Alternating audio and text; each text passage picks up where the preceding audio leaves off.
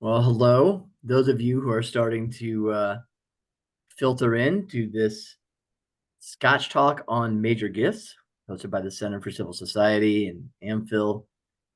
My name is Jeremy Beer. I'm the executive chairman at AmPhil, and we're going to get going here in a minute or two. Always give stragglers like 2 minutes. You get 2 minutes grace, and then we'll get going. Many of you, of course, will not be watching this live, but online later. So that's great. Thanks for joining us today. Already have a pretty good sized crew here. So a couple of housekeeping items. One is the best place to ask questions is in the Q&A feature. That's at the bottom of your screen with Zoom. I'm guaranteed to see the questions there, and I usually get to all of them or about all of them. So that's the best place. If you want to do it in the chat, that's fine, but it's just less of a guarantee that one of us will see the question and respond to it. But what we would love to see in the chat, if you're up for it, is just tell us who you are. Who you're with. That'd be great. Even if you want to mention your role, that just helps us pitch the conversation toward somebody we know who's in the room. Otherwise, we're talking to the void. So it's always helpful to know who one's audience is. So please tell us in the chat who you are, who you're with. The idea of these Scotch talks is that these are supposed to be, the reason they're called Scotch talks is like the idea that you would have this kind of conversation over a Scotch. Now, perhaps many of you don't often sit down and have a Scotch at what for me is noon on a Tuesday, a work day. But okay, granted, but we're not going to do this at night. So the idea is you have a drink in your hand, at least that we're supposed to. I think only two of the four of us do today. I've got a Old Forester bourbon, and I'm doing this hillbilly style today in a plastic cup.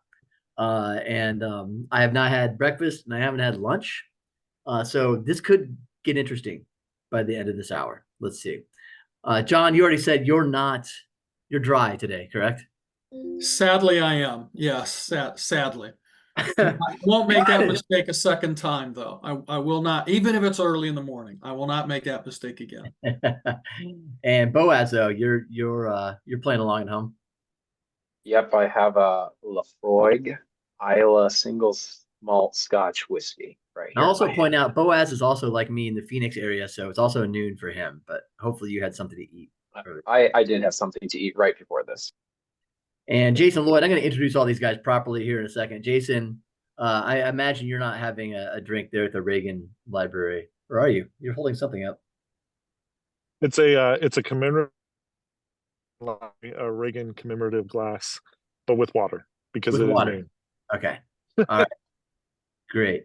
Some of you in the chat are sharing too. Yeah, please do share with us if you're also having a drink today. And if you are, but you're not supposed to be at work, so maybe not put that on the chat. That's my recommendation to you. But good to have you all with us here today. The title of this talk, the theme is major gifts.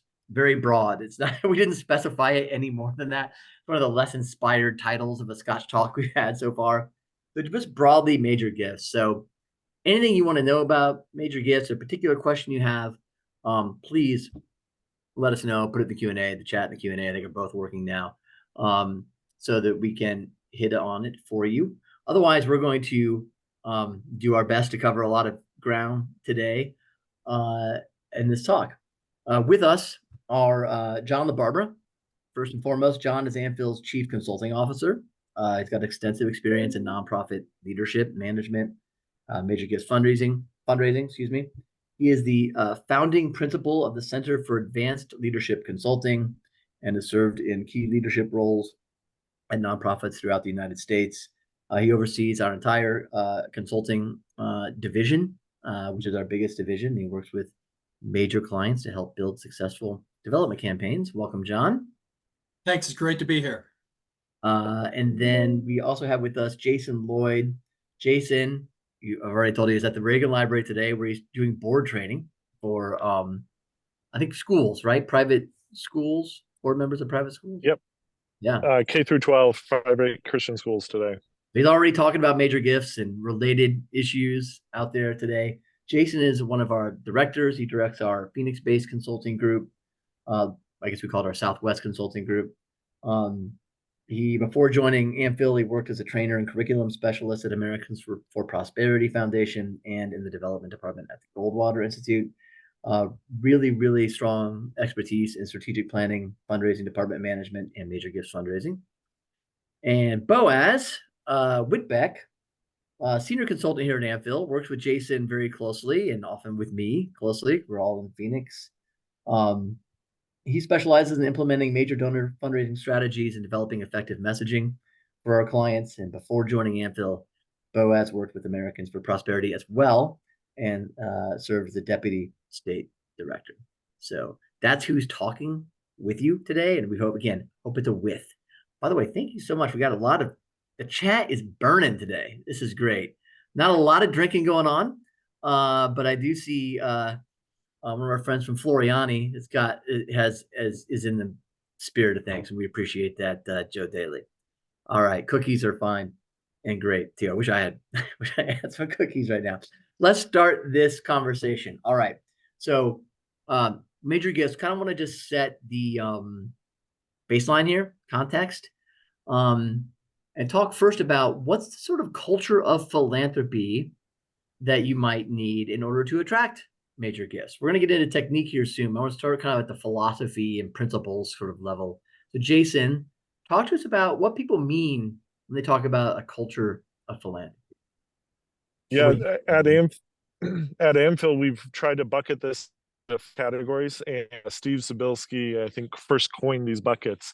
And so giving him credit with this, but I think it really sheds light into when we talk about a culture of philanthropy, it helps synthesize this. So the first bucket is sharing stories. You can't share stories without having a vision and clearly articulating that vision. And once you can, then those stories follow. And how do those stories connect back to the life mission and vision of the work that you're doing? So the first bucket is sharing stories, finding stories, being able to perfect the way that you put those stories together, not making up information, but really trying to draw donors into the life mission and vision via stories. The second bucket is, did you have a question, Jeremy? Yeah, I'm actually going to pause you already before we get to the second bucket. So share stories. Yeah. I just want to share Yeah. Chris Kudemeyer, CEO at Amphil, helped build a Focus Fellowship of Catholic University students into the very effective organization with a great fundraising department. I think one of his tips, and you probably heard this from him, Jason, is that really, if you just have 3 really good stories, that's all you need. You don't need 100. You don't even need 10, just 3. Have 3 really good, well-honed stories. And by the way, they don't have to be from the last 6 months. They don't have to be from the last 12 months. They don't have to be from the last 24 months. They can be one of them could be 8 years old, 10 years old. Just 3 really good stories that speak to the work your organization does is all you need. So I just want to add that. I thought that was a really good little piece of practical advice from Chris. Yeah, and stories help capture and put into just a mental, it helps donors and especially major gift funders know the impact of their gift. And so stories are just crucial as you try to articulate the vision of your organization. The second bucket is gratitude. I think sometimes we forget, and I know there's going to be other questions that we're going to focus on, like thank you processes and various things, but gratitude, and it first starts with you, and then it starts with your leadership at the organization. Are you an organization that embodies gratitude? Do you thank other employees? Do you thank other staff, volunteers? Do you thank your donors? If you aren't in a habit of gratitude, that's going to spill over to your donors and become more transactional than relational. Third bucket is excellence, making sure that everything that you do is with excellence, and that's programs. If your program doesn't have the very best effort put behind it, it's going to come across in fundraising, especially major gifts. Donors are going to ask, what's the value proposition? What's the differentiator between you and this organization? And so the excellence in the work that you do on the program side, your organization on the program side, but then you as a fundraiser, what is that excellence? How are you being a genuine fundraiser with relationship building and not just coming across as transactional? And the fourth bucket is just asking, not being afraid to ask, which seems silly, but I think all of us can share stories of either personal stories where we don't feel like this is the right time to ask. And it's not really not feeling the right time to ask. It's more of a hesitation to ask when we should be putting forth the need, should be putting forth a request or a call to action. I think sometimes we err on the side of wherever the donor might give, that's good enough. But we need to not be afraid to put forth the vision with a dollar tag to that with a request. So those are the 4 buckets: stories, vision, gratitude, excellence, and then not being afraid to ask. Asking SGEA. I wish that spelled something better than SGEA. SGEA is a bad acronym, but otherwise, I love those buckets: stories, gratitude, excellence, asking. So if you take nothing else away from today, you can take that. Sage, man, that's pretty good. The first one I came up with was ages, and that doesn't work. Sage, that does work. Only part is it puts asking high up in the hierarchy, but thank you once again, Joe Daly. All right, we might have to run with that. I believe Joe just gave us that intellectual, like that's now our intellectual property too. Heck, I think that's how this works. All right. That's great. Boaz, kind of thinking about what Jason said, you don't have to tie it to that, but what are the most effective ways to draw major donors kind of more into your work? Like how do you attract? What attracts? What compels? What draws people into the life of your organization? Yeah, I don't want to repeat Jason too much because I think there is some of what Jason said that answers that question. But I will say that there's a couple things that come to mind in terms of how do you engage major donors in particular. One is meet with them, get to know them, find out what matters most, figure out what is kind of what drives their identity. I think that is such an important piece in major donor cultivation. And ask them, I would say, like tough questions. Is your gift, are we one of your top 3 nonprofits that you give to? Like tough questions like that, where maybe that's not that tough, but or what is the biggest gift you ever gave and why? Those are the sorts of things that you're really getting to know them. Maybe that's not your first question that you ask. I think what Jason said to speaking to stories, some people ask for ROI, some people ask for what's the metric that shows, like, you should have that on hand when meeting with them. But telling those stories, that's what pulls the heartstrings. That's what gets them to actually motivated to give. And then the last thing I want to add to it is invite them to participate in some way. And a very low level way to do that is having a donor society or a donor club. Amfield did a survey a number of years ago, and they saw that 164% more was raised from donors if you have a donor club. So getting them to participate into the life of what your nonprofit is doing is a huge way to engage them more, and where belonging and identity becomes a part of what this major donor thinks about when they think of your organization.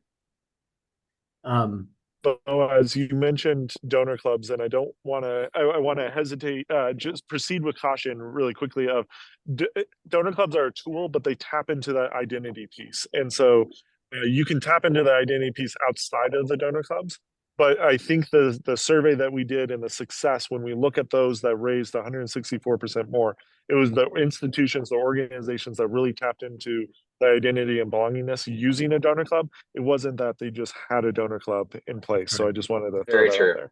Sounds like Jason has recently worked with somebody who has the donor club going, but not the identity and belonging stuff. John, these are buzzwords that we throw around to Amfield: identity and belongingness. Do you want to speak?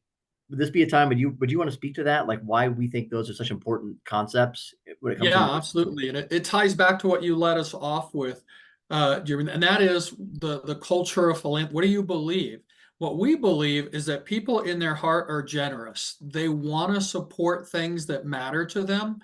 And the major gift officer's primary job is to try to make those connections, to find out what is it that you're passionate about? What do you care about? What do you see a news story about, or read the newspaper or talk to a friend about, and you're just, somebody should do something about that. we want to give. We're made in that image to want to give. And so the culture of philanthropy is, I think part of it is we go out expecting that our job is to connect, find out what is that desire, and does the organization we're working with have a way to connect with that? And then how do you engage the donor? You share with them through those stories ways that you're actively fulfilling that desire. You're meeting that. You're connecting those dots in ways that transforms people's lives. And the belonging comes in as you continue to share with them, hey, because you gave this gift out of your generosity, right? We're grateful for the generosity, but not because you're helping us, but because that gift is transforming the lives of our constituents, the people that we serve. And so you tie all of those full circle.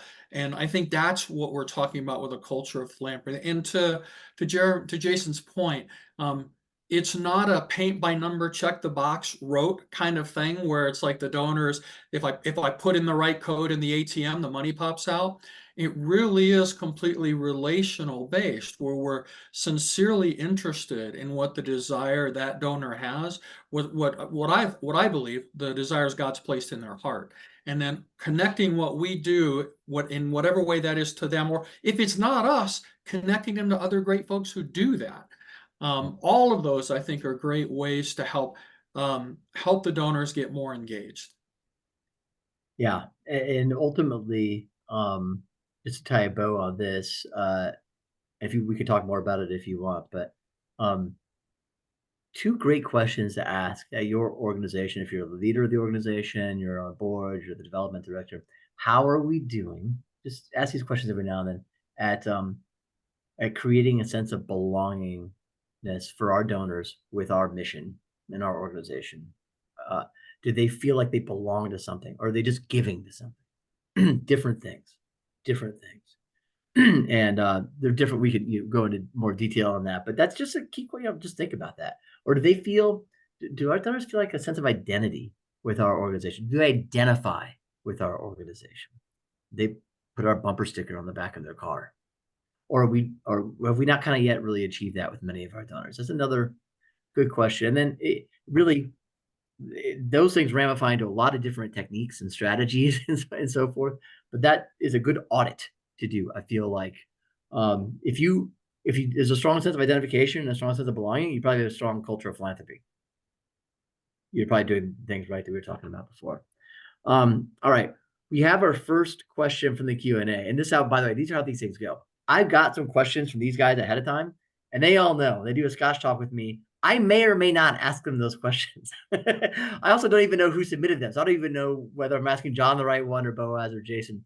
But I really want to get to yours. Want to see what the conversation goes. There's a really good question on the Q&A right now, John. I'm going to stay with you. You can see it. We do get this from time to time. So this is somebody who's on a community foundation board and has encountered an attitude from leadership that the well is dry. The well's dried up. We've done all we can do. There's really not anything more major giving here within our target region or audience. You heard that before, John? What comes to your mind when you hear that sort of attitude expressed? Yeah, I think a few things come to mind. One is we tend to start feeling that way when we're working in a nonprofit, when we go back to the same people over and over and over again, and we're not finding creative ways to spread that out larger. I always think it's a fun exercise, no matter what the size of the city is. What percentage of the people in that city are currently giving to your organization? Well, it gets really small, really, really fast. And then I go back to what we believe. We believe passionately that people, as by and large, want to give to things that they think are valuable and important, want to give to things and identify with things. They want to make a difference. And so when they're not giving to a particular organization, there's a few reasons that can be. The most common, honestly, is they just don't know. So we've got to go outside our normal channels, our normal events. Direct mail is a great way to do that. There are lots of different ways you can do that, supporting different things, holding a conference. There's lots of ways you can do that.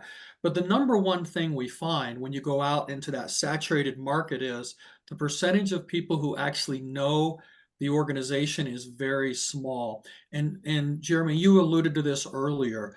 What's even smaller, which just shocks executive directors all the time, is the number of people who have heard of the organization, but honestly couldn't tell you in a 3-minute elevator ride, and here's what they do different than anyone else in my city. And Yeah, that goes back to the great stories that highlight here.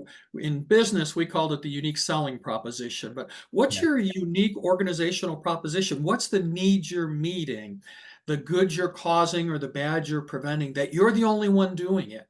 And then those great stories to craft that, which have to be out to the markets. We did a lot of times when you do studies of the giving patterns, you'll see it's that same small group.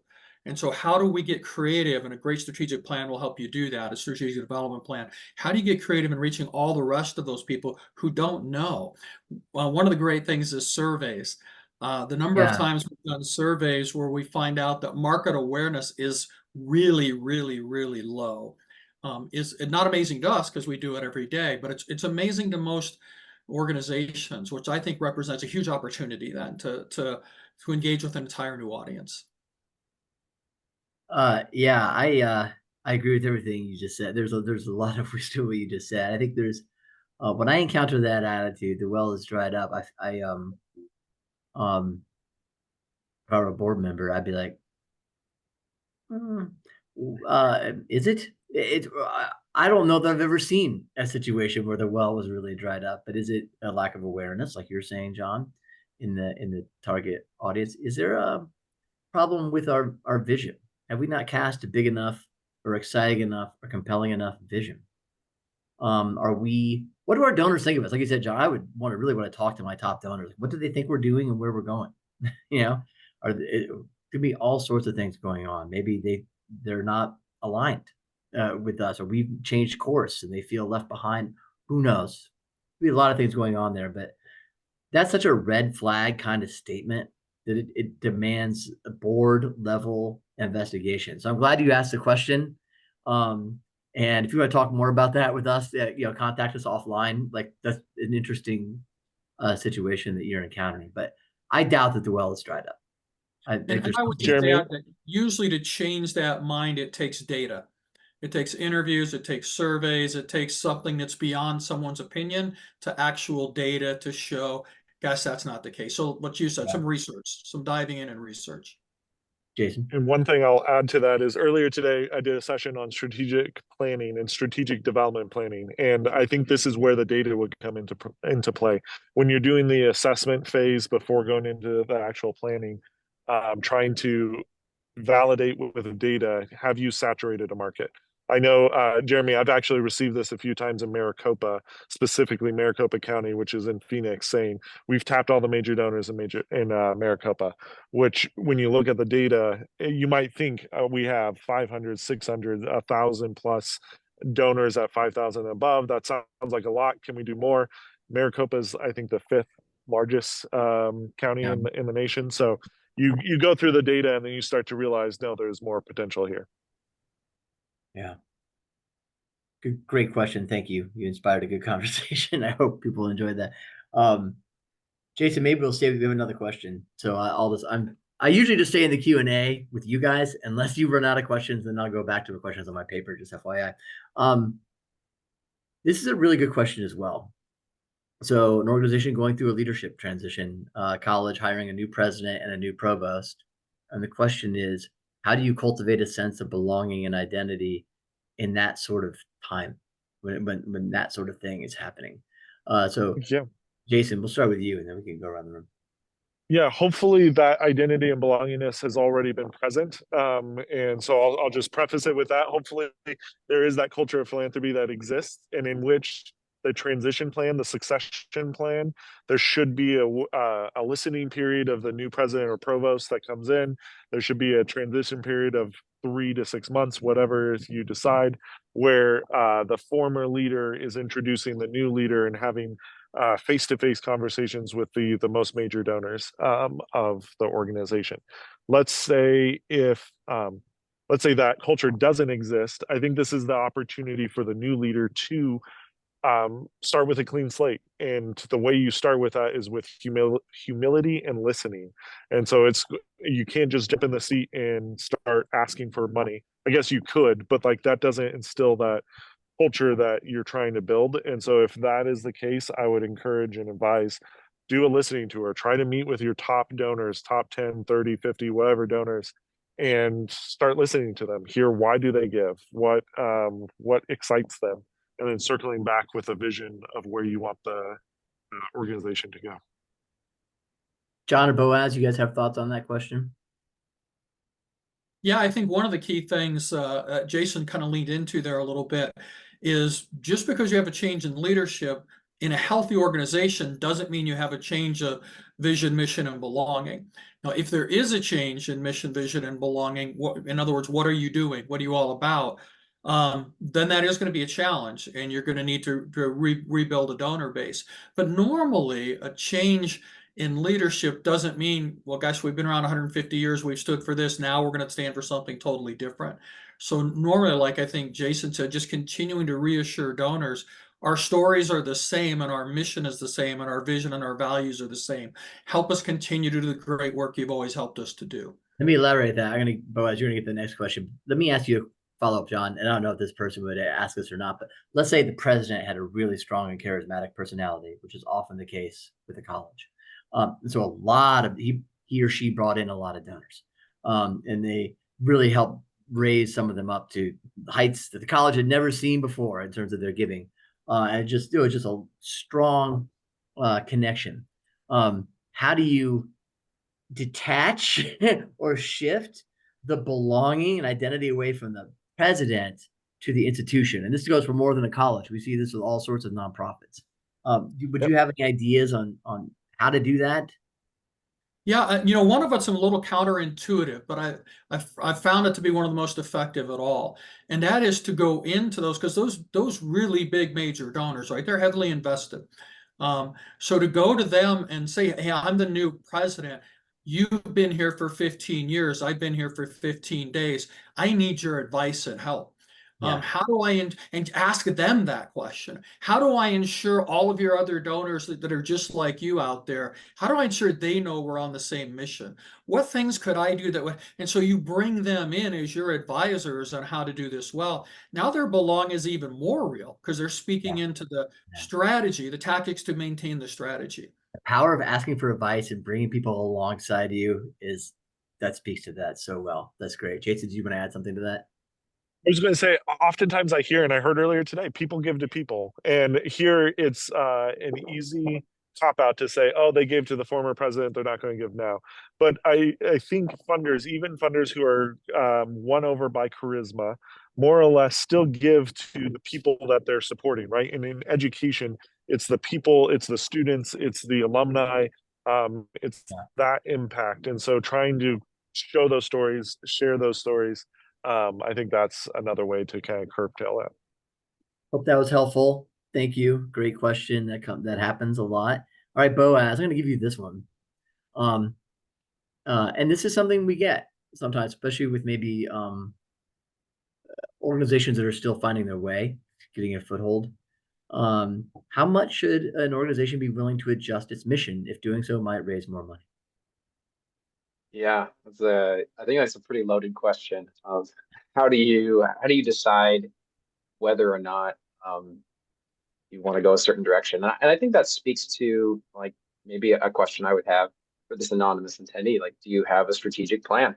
Are you looking towards the future and seeing, okay, yeah, these are the types of things that we want to accomplish, or not? And then I would say start with the end in mind, not necessarily be swayed by whatever quote unquote opportunities come up.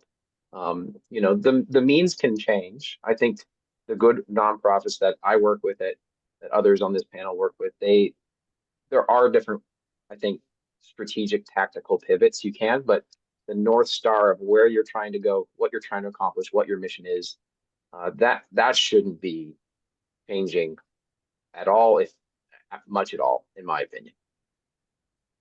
Anybody disagree with that, John? No, I think you hit the nail on the head. Sometimes they're just little short sayings that are there for a reason because they're true. And two of them that come to mind on this is money follows mission.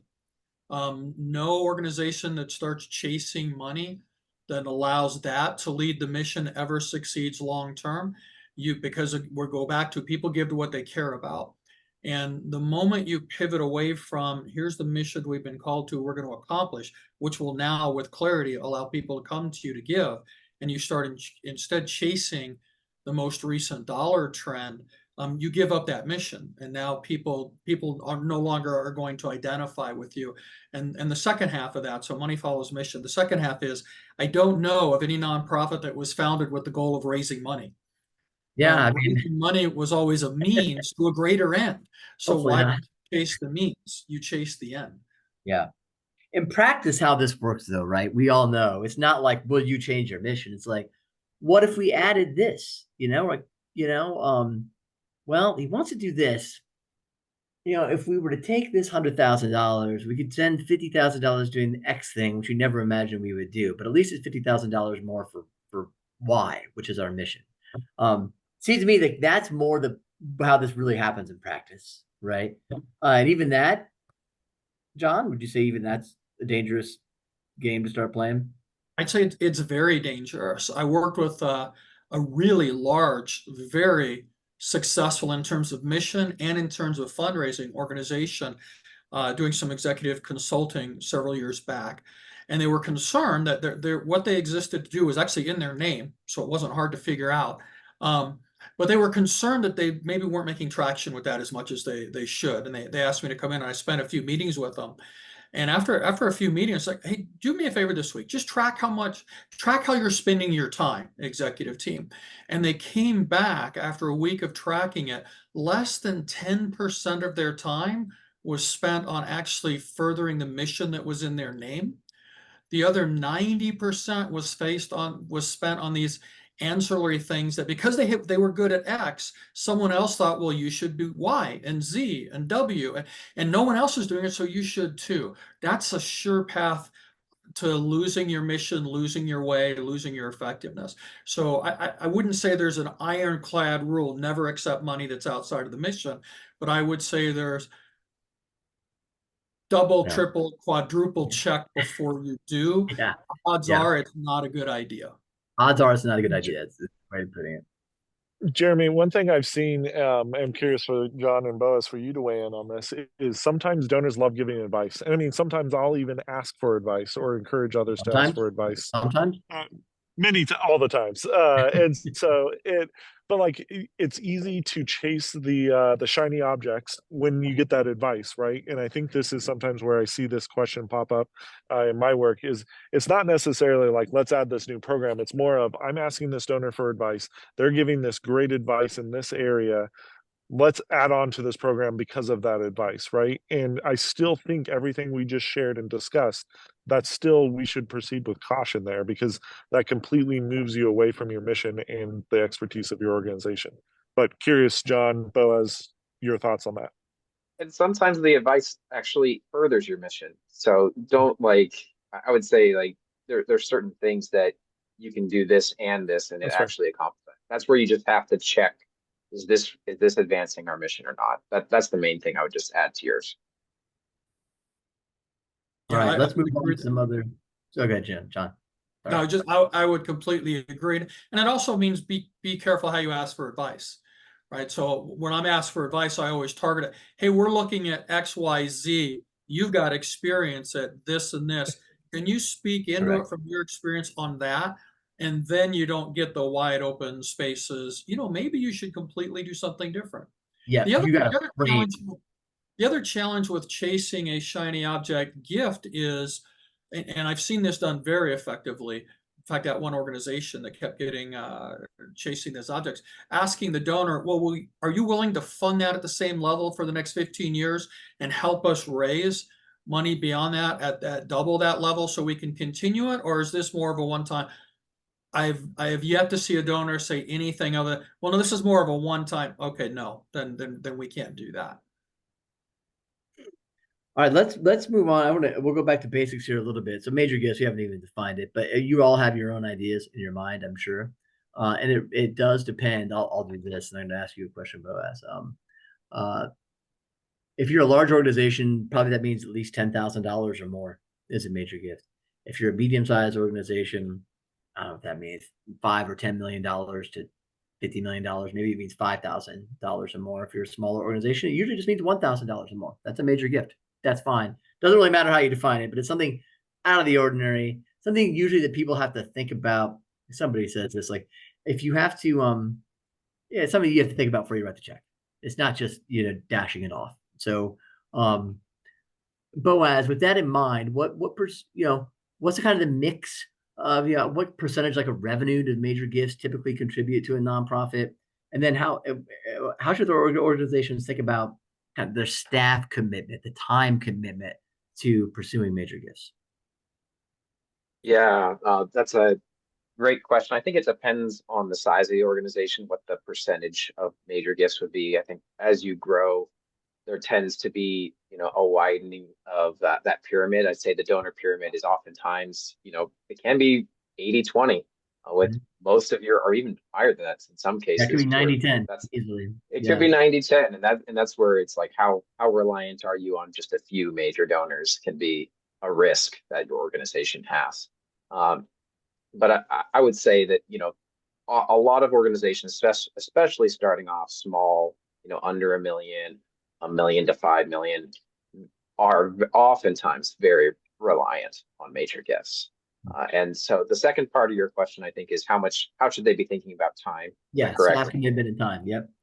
Staffing. I mean, I think as you grow, this is one thing where you have to be really cognizant of, are you investing in your growth, and is your growth purposeful?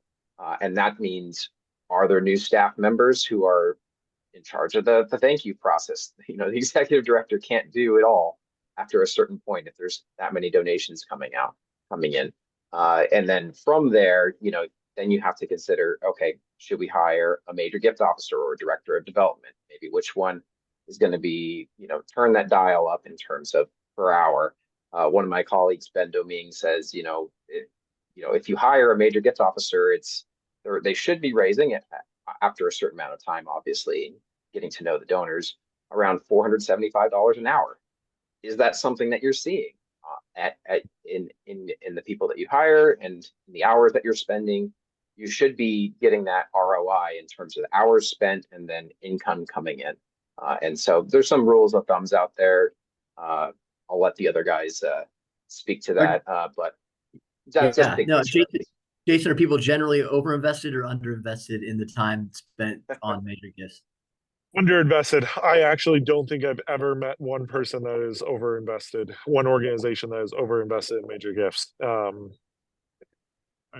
Maybe I'll fact check myself on that, but yeah, I've seen some 990s that definitely make me suspicious when 50-60%. Well, but is there a higher ROI higher in general in development than a major gift officer? No, that rule of thumb that I think Boaz was referring to, roughly 5-to-1 ratio once it's fully developed. But I do want to speak back into what's a major gift, because there's two ways to look at that. One is, what's a major gift? That means, executives in our organization would be notified and get involved in cultivating that relationship.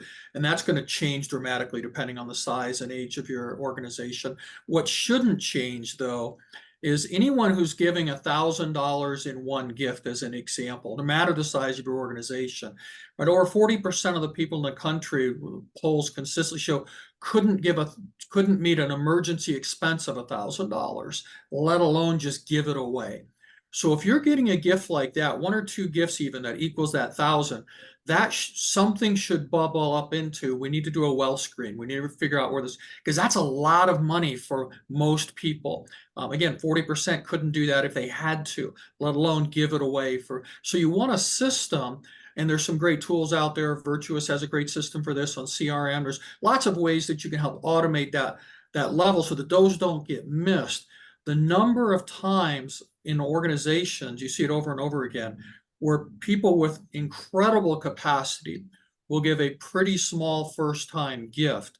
I mean, we could tell story after story of people who year 3 are giving $1 million, who started their first gift journey with that organization at $150, $500. So you need a system to capture that and funnel that through. So I think it's two different questions. what's a major gift that means our executive level is going to be involved day one? And the more important question, I think, long term is what's our system to make sure that everybody is brought in and recognized and thanked and developed and cultivated. And those do take. I've never seen people invest too much money in the giving side. I have seen them have people on the giving side who are never out asking for gifts or meeting with people. That's a huge. That's a the much challenge. There was just a call I had with an organization yesterday that had 50,000 donors in their file, 10,000 active donors, and they never meet with anybody. Yeah. True story. Worked with an organization. Very underinvested. Yeah, they've done a really good job over the years. So they raised 100 million in less than 3 years on a campaign, but they have actually out meeting donors face to face and drawing them in, new ones. They had less than one person on staff doing that full time. We did more with a fractional gift officer working part time than they were doing full time. Now that's leaving an incredible amount of money on the table. They had lots of people doing a lot of administration in the gift department, but not many people actually out doing gifts. Yeah. People let the urgent crowd out the important, right? And we all do that. A lot of ways it's audit your. Let me flip this, because now there's completely different experiences in this world. We just talked about one experience where you have so many donors and not enough people trying to create the relationships with them that could lead to a lot more giving for your mission and your organization. There's the other side, which is the question we have, and this is from somebody. Quite frankly, he's one of the less bright people who's in this webinar right now. Just kidding, Chris. Just making sure you're paying attention. But this is a startup.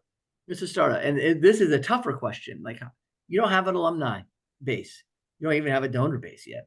How do you find new? I'm going to tweak your question a little bit, Chris. New major donors, right? If you're in that situation, or even if you've just been around, just have a very small donor base. It doesn't have to totally be a startup. But Jason, how do you find new major donors? Yeah. First, you look at what's a low-hanging fruit, and I know that's simple, but what's your board? Who do they have connections with? Can they introduce you to anyone? From there, your own network, from the community that you're involved in. Do you have any connections? And this goes back to the pillar earlier of not being afraid to ask, right?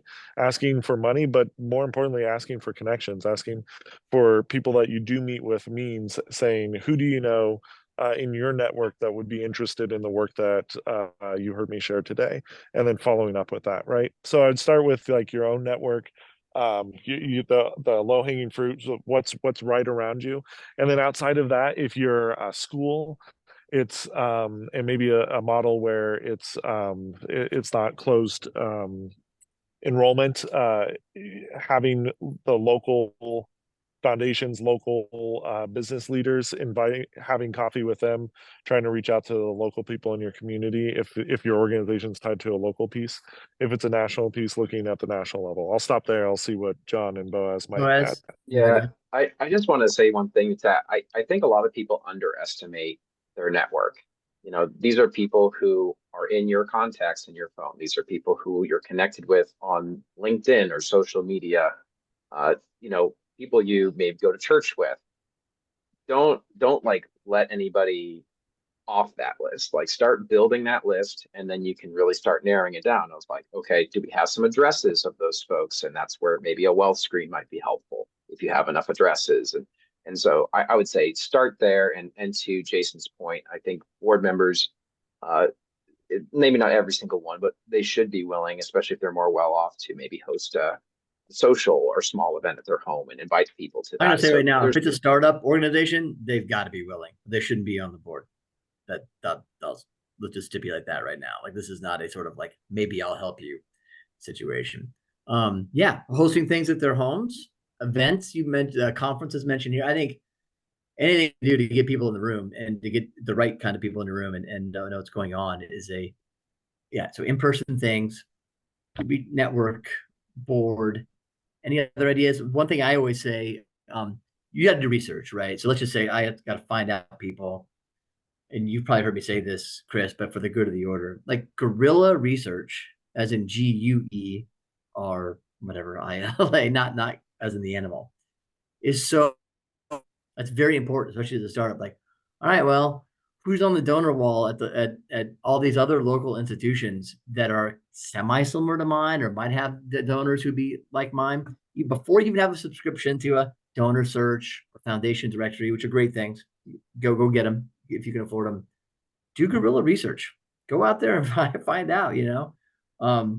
They're in the Symphony program. They're listed in the Phoenix, the Business Journal, whatever the local business journal is that you have in your community. They're all, again, on the walls, the healthcare institutions, the educational institutions. Man, if anybody's putting out there publicly who's committed to this community in some way, like, I'm taking photos and I put them on my list.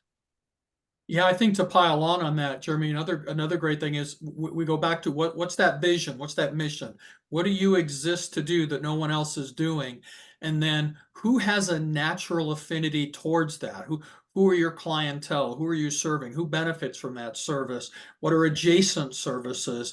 And once you get a group of folks in the room brainstorming with a whiteboard on that, you usually wind up with a really big list. Because again, you start from that fountain. People, if this is a bona fide vision, that's on people's hearts already. That means they're going to be connected in some way to that need, to that understanding. And so you want to prospect in the places where people have already somehow in their actions, whether that's giving or participation or their vocation, their job, have already leaned in. Yeah. Thing. One When thing, you Jeremy, find- okay. I was going to say, this is where moves management is critical, especially in startup phase, right? Because you'll realize your list gets unwieldy. After 30 people, it's like, when did I meet with them? What's the next step? And so that's a big thing for everyone listening. If you're in startup mode, making sure you have that Excel up, the names in place, and you're tackling what's the next step, who's doing, how am I approaching the next interaction with them? This And is all not going in losing your sight. database. This is all going in your database soon after the Excel phase. So don't get hung up on what he just said. Excel. So It should be in your no, database. you said startup. You said I know. startup. I'm And so just saying, I don't usually want anybody startup. to So misunderstand. Yeah. yep, But yep. yeah, you gotta You, show where you're going. yep. That gets to the Yep. next question. I'm gonna come back to you on that, but I want to add one thing. If you're a startup or if you're starting a new initiative, so you're not startup phase, let's say you're a new something, someone's got to give you runway. Someone has to be your angel investor, or some group of people have to be your angel investors, just like in the for-profit business world. So I wouldn't be looking at this like I need 200 people to give me $10,000 each and then we can get going. Someone's got to step up with the big rocks. And so part of what you're looking for early on, who's really connecting and resonating here and has capacity. And I got to challenge somebody in the end, come alongside, inspire them. So I don't mean challenge in some of the negative, tell them, we need you. We need the runway. We need the seed money here that helps us get going. So that's just I don't know, that came to my mind. Sometimes people would like to just 200 things at 10,000 is great in the end, but it's going to take you forever. Someone's got to give you runway to really get on. If that makes sense. Jason, back to you. Another question was, okay, how do you move? Again, this whether you're a startup or not. Let's just say you're building relationships with somebody. How do you move a good conversation into a conversation about giving? And I think it's important to never put your place in a position where you cannot make that ask. I think that first meeting is everything. So the first meeting that you have with the funder sets the cadence for how this relationship is going to go. And so in that first meeting, you have to make it very clear that there is going to come a time that you will make an ask. And there's certain questions that you can put before the funder of what is your traditional giving look like? When do you make the decisions?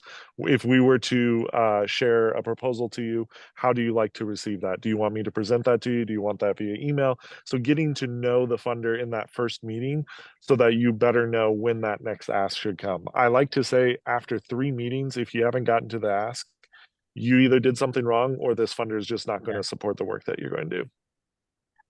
And I think to build on that, a lot of people talk about the 3 questions. So right up front in that first meeting, depending on what type of organization it is, I'm going to ask you 3 questions today. One, I'm going to ask you either for advice or prayer. Are you a secular group or are you a faith-based group? So I'm going to ask for that. I'm going to ask after I'm done today, I'm going to ask Do you know any other people who you think should hear about this, who would be interested, who are passionate about this same thing? And then third, I'm going to ask if it would be okay at some point if I asked you to financially support this. So you just start right up front with those three Yeah. things. And at the end of the meeting, you Yeah. ask your three questions. I love that. That's great. Or similarly, it's often like, hey, I heard you say that you're really passionate about uh, classical schooling and particularly X. Would it be all right if I went back and talked to our leadership and put together a proposal for you to consider that really might hit, maybe it'll hit the sweet spot of exactly what you're looking to accomplish with your philanthropy, so you can get their permission to come back with a proposal. So, Doing a full circle back to the database and then taking those three questions and the responses to it, putting it into your database, right? And in Virtuous, there's automation, so you can set it up and make sure that if they shared with you advice on a specific topic, make sure you don't lose that. So the next time you meet with them, you can actually remember the conversation and have a meaningful interaction again. we got 9 minutes left, so I'm gonna we're gonna make sure we get through all these the questions on the Q&A. If you have more, put them in here. We're starting to enter the lightning round here soon. Also, like the bourbon is starting to take effect with me. I'll just be honest. So I only got 9 minutes left myself. I got to go get some lunch. Somebody asked Boaz, how do you use a wealth screen? You put your donors or contacts, whatever it is you have, through what's called a wealth screen. Tell people what a wealth screen is and how you utilize that information. Like, well, what's next? Yeah, no, well screen, you need two pieces of data. Usually it's first and last name and then a physical address. And then there's ways to get those things if you don't have those two things through data appends and other things like that. But a wealth screen is essentially looking at using, there's various tools to use this, but it looks at what is their potential wealth capacity. So it's looking at their property, it's looking at any public information where maybe they've have a yacht or particular expensive things, or they have interest in subscriptions to different magazines. So it's a proprietary database that you look and see, all right, who are those people who, one, might have an affinity to the work that you're doing, but two, have also the capacity, or maybe even have from either some of the public kind of guerrilla tactics. They have public giving that is known, and that should pop up on a wealth screening report. And so the goal of the wealth screening is prioritization for your major donors. It's finding those potential or even current donors who have more capacity or have capacity to give on a major gift level. So that's the short of it. If you want me to go for more, What do you do with it though? What do you do? What's the next step? So I've got my wealth screen and I sort it, and here are my 100 people with a net worth of, or the best PTG score, or the whatever it is, the top net worth. What do I do now? So this is where it's going to what Jason talked about earlier. It's really developing moves management, and whatever is going to be manageable for your team. Maybe it's 100, maybe it's 50, maybe it's 20, maybe it's 500, who knows? But figuring out, all right, how do we, through the staff that in the hours that we're going to put into this, develop a strategy to reach out and to cultivate those either potential donors or current donors. So that's the next step. And that strategy is always going to include if they've already given or if they haven't, because one of the two things in the wealth screen is that affinity. What do they care about already, right? Where your money is, there your heart is also. So through their past giving history, that's public records. And so then you ask for a meeting. Hey, I would love to share with you what we're doing. Would you be able to have some time to walk through some initiatives we've been doing, and if they've been giving, so things that you've supported, what's been able to be accomplished by that, and then some exciting things we have coming down the pike. So you're going to give them an update. And then again, depending on the relationship and who they are, advice, some input from you on those things. Yep. Hope that's helpful, Joe. You'll get a lot more detailed advice on that when you go over the wealth screen next week. Question from an anonymous attendee. I'll just take a crack at this because I don't know if we have enough information here, but it's a good question. Assuming no transformative gifts are in the works, what is reasonable year-to-year growth for an organization, in this case under $3 million, and what are reasonable growth expectations for a major gifts program? I think it all depends on how much you're putting into development, into fundraising. So if you're not increasing your investment of time or resources in development, you should not expect a lot of year-to-year growth to your organization. There's a very direct correlation. Doesn't mean it can't happen. Somebody comes up with an actually huge gift and so forth, and inflation, everything should go up a little bit. But if you're not pouring more fuel on the fire's not going to get bigger. So that'd be my answer to you. You can grow very, very quickly if you put a ton of resources in. Of course, and a lot of other things are in place, good leadership, a vision, so right structures and so forth.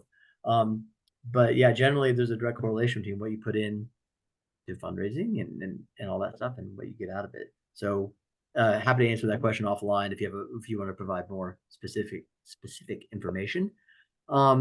Last question we have up here is, and I don't know that I understand enough about what Elizabeth is asking here to answer it either, is about we fundraisers should reflect on our attitudes about wealth. Any suggestions about how to do this in meetings with colleagues?